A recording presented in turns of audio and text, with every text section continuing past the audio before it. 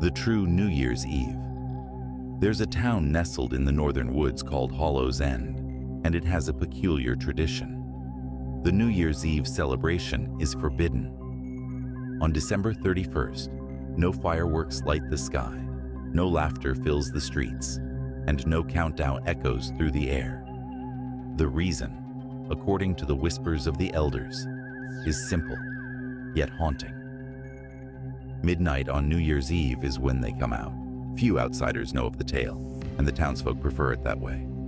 But 4 years ago, an ambitious journalist named Clara Reynolds arrived in Hollow's End, determined to uncover the truth. Clara had heard rumors of the town's eerie superstition and wanted to debunk it. She was drawn by the idea of a hidden, collective fear so strong that it reshaped an entire town's traditions. December 31st, 2019. Clara arrived on a snowy afternoon. The town was as quiet as a cemetery, with every shop boarded up and homes darkened by thick curtains. She knocked on doors and tried to ask questions, but her inquiries were met with cold stares or the slam of a door. Finally, an elderly woman named Agnes, the owner of the town's only inn, took pity on her. "You shouldn't be here," Agnes said as she handed Clara the key to her room. Her gnarled fingers trembled as she spoke. "This town, it isn't safe tonight. Leave before sunset." "Why?" Clara pressed, pulling out her recorder. Agnes hesitated, her cloudy eyes darting to the frost-covered window. "Because midnight isn't the start of a new year here. It's the moment when the veil is weakest. The echoes come through." Clara furrowed her brow. "Echoes?" Agnes nodded gravely. "They're shadows of the past. People who died in despair, violence, or regret.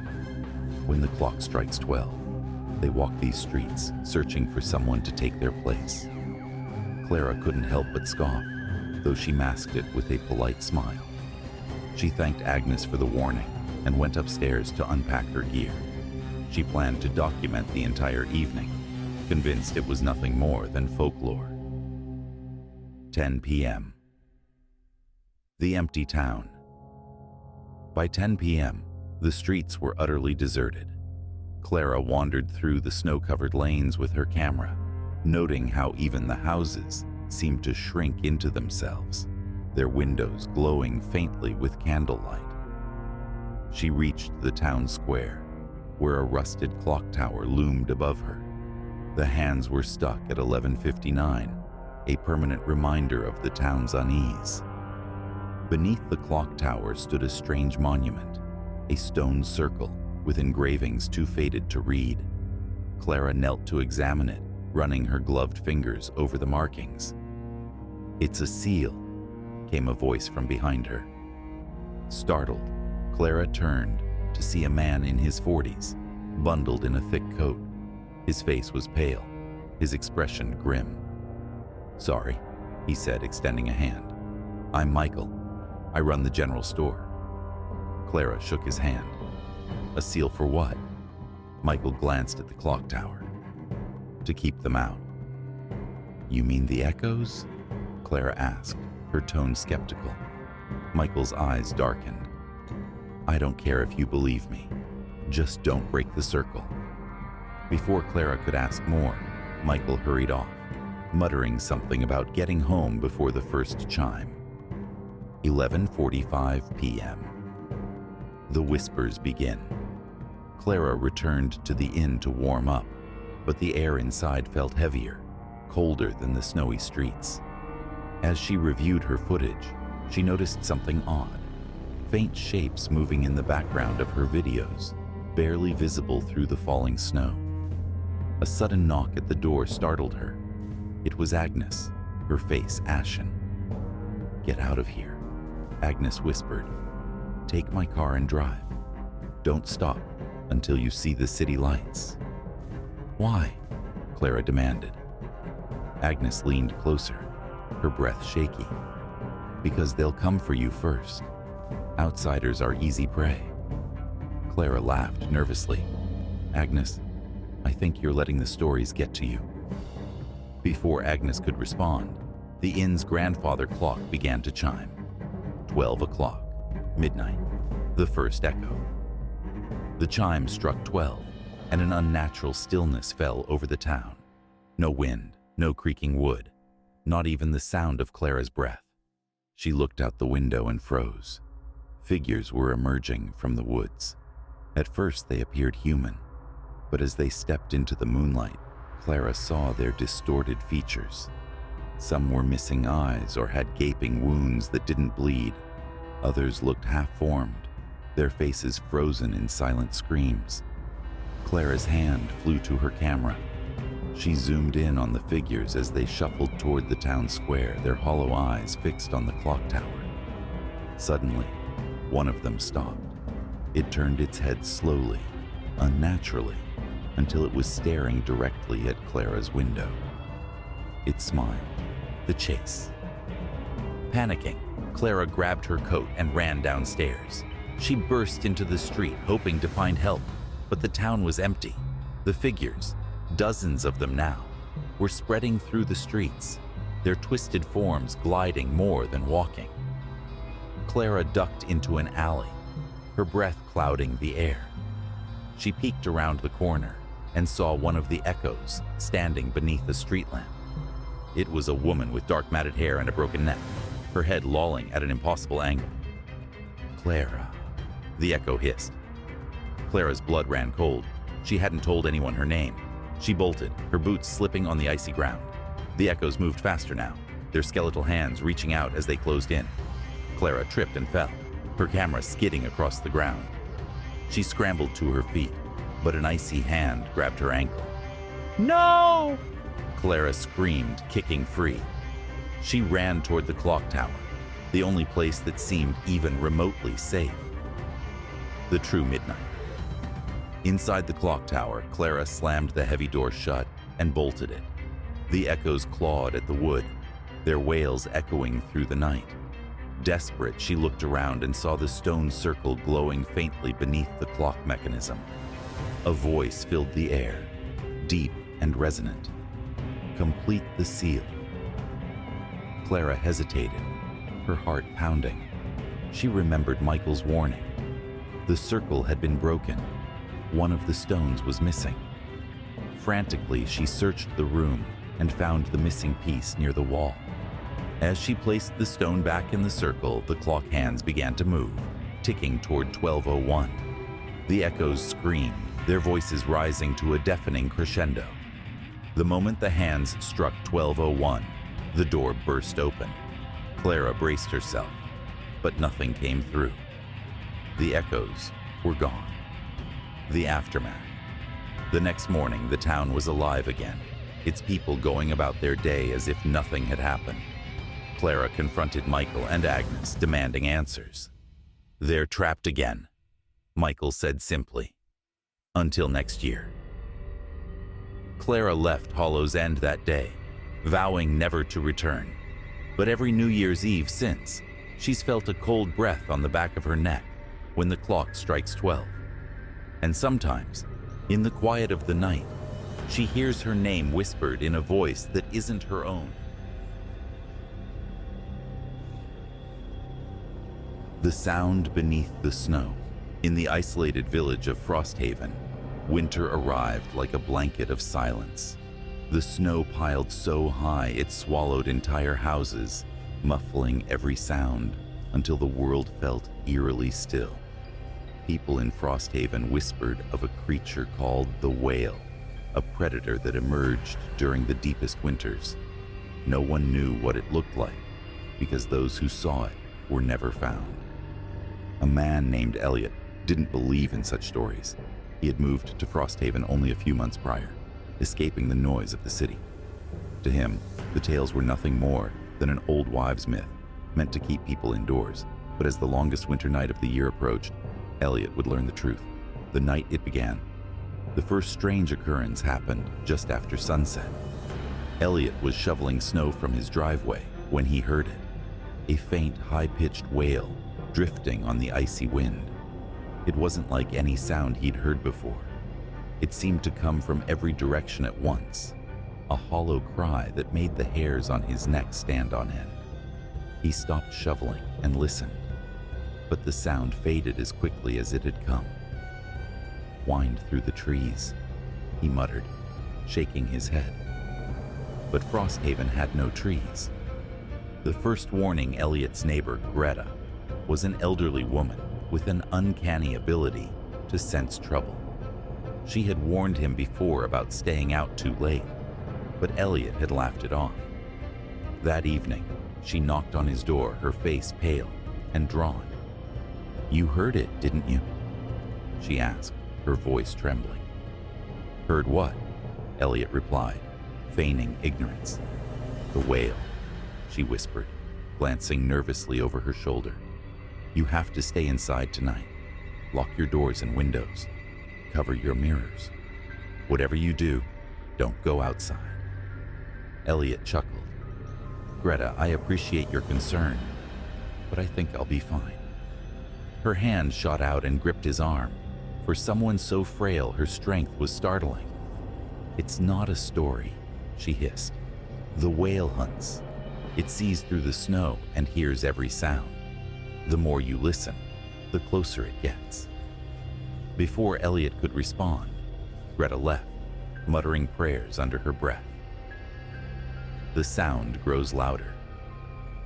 At midnight, Elliot sat by the fire, sipping whiskey and scrolling through his phone. The snowstorm outside had worsened, the wind howling like a chorus of lost souls. He was about to head to bed when he heard it again. The wail, louder this time. It rose and fell like a song, its haunting melody threading through the wind. He froze, listening intently. This time, it didn't fade. It grew louder, closer. Elliot stood and walked to the window, pulling aside the heavy curtain. Outside, the snow swirled violently, but in the distance he saw something moving. A dark figure, barely visible against the white landscape, was standing perfectly still. The tracks in the snow morning came, but the wail echoed in his ears long after it stopped. Elliot barely slept, haunted by the image of the figure outside his home. When daylight broke, he ventured outside, determined to prove to himself it had been a trick of his imagination.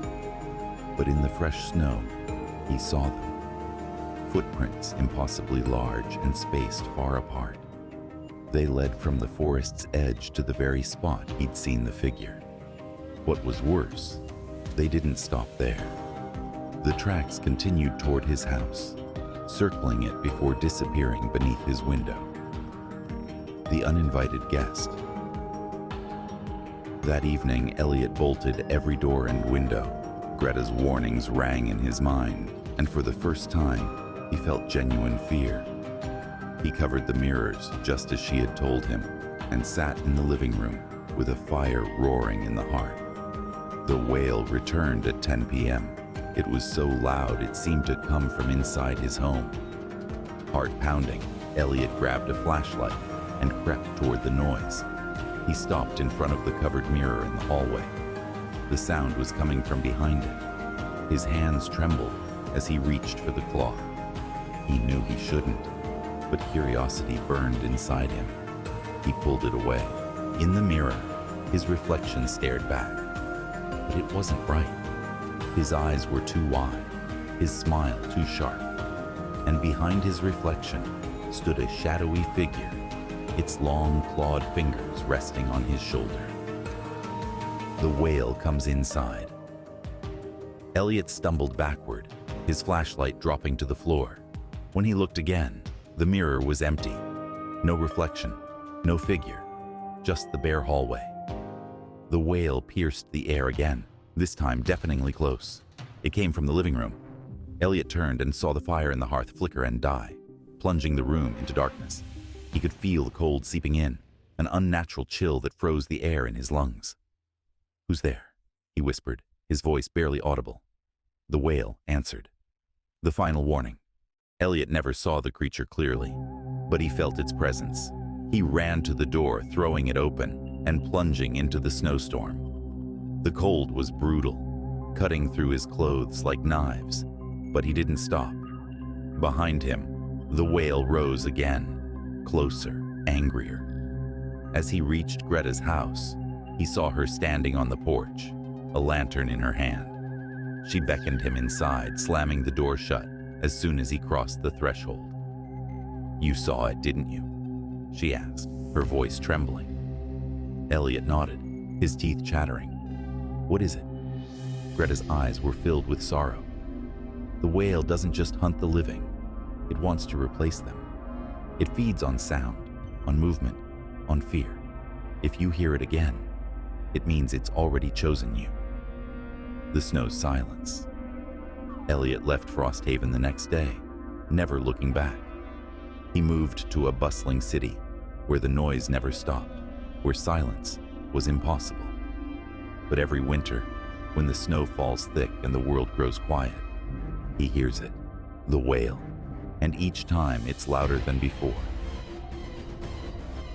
Midnight visitors. The cabin sat deep in the woods, isolated from the world, where no one could hear the sound of champagne corks popping or New Year's resolutions being made. Alex, Mira, and their two friends, Ben and Clara, had rented it for a quiet celebration away from the city. Snow blanketed the ground outside, the moon casting an ethereal glow over the landscape. Inside, a small fire blazed in the hearth, and a vintage radio played crackling tunes from the 1940s. The group toasted to the upcoming year, their laughter filling the cozy space. By 11:30 p.m., the mood had shifted. The old radio, which had worked perfectly earlier, began to emit strange static interspersed with faint voices. At first, they thought it was a transmission from a distant station, but the voices weren't speaking English. They weren't speaking any language they recognized. "It's probably interference," Ben said, adjusting the dial. "These old things pick up all kinds of weird signals." But the voices grew louder, and Mira swore she heard her name whispered through the static. "Turn it off," Clara said, her voice trembling. Ben complied, twisting the knob until the room fell silent again. That was when the knocking began. It came from the front door, 3 sharp raps that echoed through the cabin. The group exchanged uneasy glances. No one had seen another soul for miles during their drive up, and the snow outside was undisturbed. "Who would be out here in this weather?" Mira asked, her voice barely above a whisper. Alex approached the door cautiously, peering through the peephole. He saw nothing but darkness. No figures, no movement, just the cold, silent night. "There's no one there," he said, turning back to the group. But the knocking came again, louder this time. Clara backed away, clutching her drink tightly. "Don't open it, just ignore it." Ignoring it proved impossible. The knocks grew insistent, rattling the door on its hinges. Then they stopped, replaced by scratching. Long, deliberate strokes against the wood, like claws dragging down the surface. "Okay, this isn't funny anymore," Ben said, grabbing a fireplace poker. He flung open the door, prepared to confront whoever, or whatever, was outside. Nothing. The snow on the porch was pristine, untouched by any footprints. Yet, as Ben stood there, a chill seeped into the cabin, and the fire in the hearth flickered weakly before extinguishing entirely. Mira gasped. "Look!" In the distance, near the tree line, figures stood motionless. Dozens of them, their silhouettes illuminated by the moonlight. They were unnaturally tall, with elongated limbs and faces obscured by shadow. One of them raised an impossibly long arm and pointed toward the cabin. "We need to leave," Clara said, her voice shaking. Alex slammed the door shut and locked it. "We can't. The car's too far and they'd see us." As the group debated their next move, the scratching started again, this time from the windows. The figures were closer now, their faces pressed against the glass. Their eyes glowed faintly, pale and unblinking. The vintage radio turned itself back on, blaring the distorted voices once more. Amid the static, a single phrase emerged, spoken in a cold, emotionless tone. "Midnight is coming." The clock on the wall ticked loudly, counting down the minutes. 11:55. The cabin's lights flickered, casting the intruders in a strobe-like effect. Each time the light returned, the figures were closer, their forms twisted and unnatural. Clara screamed as one of the creatures smashed its face against the window, cracking the glass. Another began clawing at the front door, its movements frantic and inhuman. 11:58. The group huddled together, clutching whatever makeshift weapons they could find. The cabin shook violently as if an unseen force was tearing at its foundation. The radio repeated the same phrase over and over. "Midnight is coming." 11:59. The clock's hands moved slower now, dragging out the final minute. The figures surrounded the cabin, their faces pressed against every window, their mouths opening in silent screams. Midnight. The clock struck 12, and everything went silent. The radio stopped. The scratching ceased. The figures disappeared. For a moment, the group dared to hope it was over. Then came the final sound, the creak of the front door opening on its own, the final countdown. The snow fell heavily that New Year's Eve, cloaking the small town of Pine Hollow in a deep, eerie silence. The streets were deserted, save for a few flickering streetlights struggling against the swirling flakes.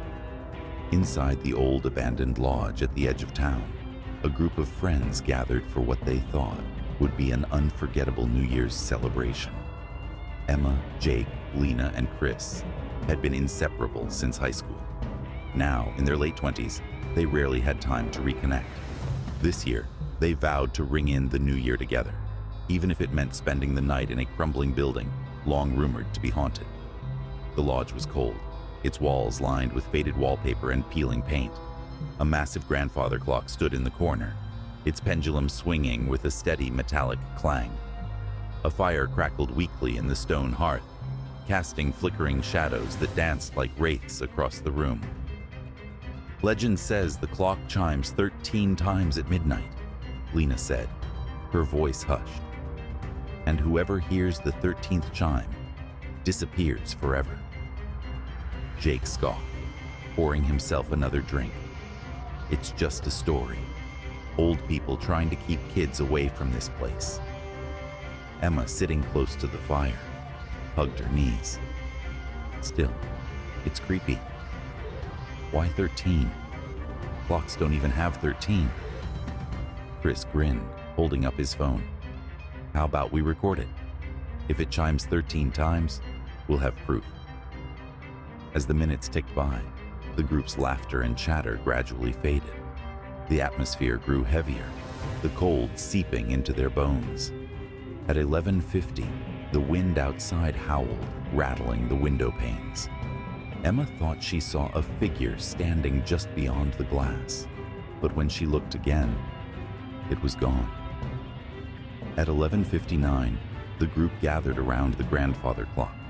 The pendulum seemed to move slower now, as if dragging time itself. Chris pressed record on his phone, and they waited. Dong. The first chime echoed through the lodge, loud and resonant. Dong. A second chime followed, then a third. The sound seemed to grow louder, almost deafening. Dong, dong. By the 10th chime, the air in the room felt electric, charged with an unseen force. The shadows cast by the fire grew darker, sharper. Dong, dong, dong. 12 chimes. Midnight. The friends exhaled, laughing nervously. "See? No third." Chris's words were cut off as the clock's pendulum stopped abruptly. Then came the 13th chime. The sound was wrong. Low, guttural, like the groan of something ancient awakening. The fire in the hearth extinguished itself, plunging the room into darkness. Emma screamed as the shadows began to move, reaching out with clawed hands. Jake's flashlight flickered to life, revealing the faces of his friends. Chris was gone. In his place stood a grotesque figure, its eyes hollow and its mouth stretched in an eternal scream. The clock chimed again, 14 times, 15. The walls of the lodge began to crack, black ichor seeping from the fractures. Lena was pulled into the darkness, her cries swallowed by an otherworldly roar. Emma and Jake bolted for the door, but it wouldn't budge. They turned back to see the clock, its face now a swirling void. The hands of the clock spun widely, and the pendulum moved backward, faster and faster. "You can't leave," a voice whispered. It was Chris's voice, but distorted, inhuman. The lodge began to collapse in on itself, the walls folding inward as if consumed by the void. Emma clung to Jake, tears streaming down her face. "This isn't real. This isn't real." The clock struck one last time, its final chime echoing into silence. When the townsfolk came looking for the friends the next day, they found nothing but snow-covered ruins. The lodge was gone, as if it had never existed. But at the stroke of midnight the following year, residents reported hearing distant chimes, 13 of them, carried on the cold wind. And those who listened too closely swore they could hear faint, desperate screams. The resolution game. The invitation arrived on December 31st, slipped under Clara's apartment door in an unmarked black envelope. It contained a single white card with gold embossed letters. "You're cordially invited to the resolution game. Midnight, Baker Street Manor. Winner receives their heart's deepest desire. Attendance is mandatory." Clara stared at the card, a chill running down her spine. Baker Street Manor had been abandoned for decades. She had no idea who sent the invitation, but her name was written on the back in elegant script. She thought about tossing it out, but curiosity got the better of her. At 11:30 p.m., she found herself standing at the gates of the decrepit mansion. Its towering silhouette loomed against the night sky, its windows glowing faintly. Clara wasn't alone. Others stood outside, clutching identical invitations. There were 8 of them, all looking uneasy. "I guess we're all here for the same thing," said a young man in a leather jacket. "Anyone know what this is about?" Nobody did. The group hesitated, but the mansion's doors creaked open on their own, inviting them in. Inside, the grand foyer was eerily pristine, as if untouched by time. A massive chandelier hung overhead, casting golden light on the polished floors. A long dining table stood in the center, set with 8 chairs and a strange assortment of objects: a mirror, a clock, a candle, and other curious items. At exactly 11:50 p.m., the doors slammed shut behind them. A deep, disembodied voice echoed through the room. "Welcome to the resolution game. Tonight, one of you will win. The others will pay the price." "What kind of game is this?" Clara demanded, her voice trembling. "A simple one. Each of you will state your New Year's resolution. But beware. Breaking it comes with consequences." The group exchanged uneasy glances, but no one dared to leave. The first participant, a middle-aged woman named Diane, was told to sit at the head of the table. She hesitated, but the chair pulled itself out, forcing her to sit. "What's your resolution, Diane?" the voice asked. Diane swallowed hard. "To quit smoking," she said, her voice barely audible. The voice chuckled. "Very well." A puff of smoke enveloped her, and when it cleared, a cigarette appeared in her hand. "Let's see if you can resist." One by one, the others were called to the table. Their resolutions ranged from the mundane, losing weight, saving money, to the deeply personal. Clara hesitated when it was her turn, but finally said, to stop letting fear control me. The voice laughed. An admirable choice. But will you succeed? When all the resolutions were made, the voice announced, "The game begins now." The clock struck midnight, and the room plunged into darkness. When the lights flickered back on, Diane was gone. In her chair was a pile of ash. The cigarette she'd been holding lay extinguished atop it. Panic erupted. "What is this?" someone screamed. The voice replied, cold and amused. Diane broke her resolution. She couldn't resist the cigarette. You see, this game isn't about winning. It's about survival. Resist temptation. Fulfill your resolution, and you'll live. Fail, and the consequences will find you. The night descended into chaos. The group scattered throughout the mansion, each person trying desperately to avoid the traps the voice had laid for them. The man who resolved to save money found himself surrounded by stacks of gold coins, but the moment he touched them, the walls closed in, crushing him. Another, who vowed to reconcile with his estranged sister, was haunted by a ghostly apparition of her, whispering accusations until he went mad. Clara roamed the halls, her heart pounding. Whispers followed her, taunting her fears. She heard the voice of her late mother, chastising her for every mistake she'd ever made. Shadows twisted into monstrous forms, chasing her down dark corridors. But she clenched her fists and pressed on, refusing to let fear consume her. By dawn, only Clara remained. She stumbled back into the foyer, trembling but alive. The voice returned, softer now. "Congratulations, you've won the resolution game. Your reward awaits." A golden key appeared on the table. Clara hesitated but picked it up.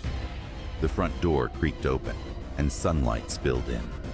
She left the mansion, never looking back. But as she walked away, she realized something chilling. The voice still echoed in her mind, a sinister whisper that would never leave. Her resolution had been fulfilled, but at what cost?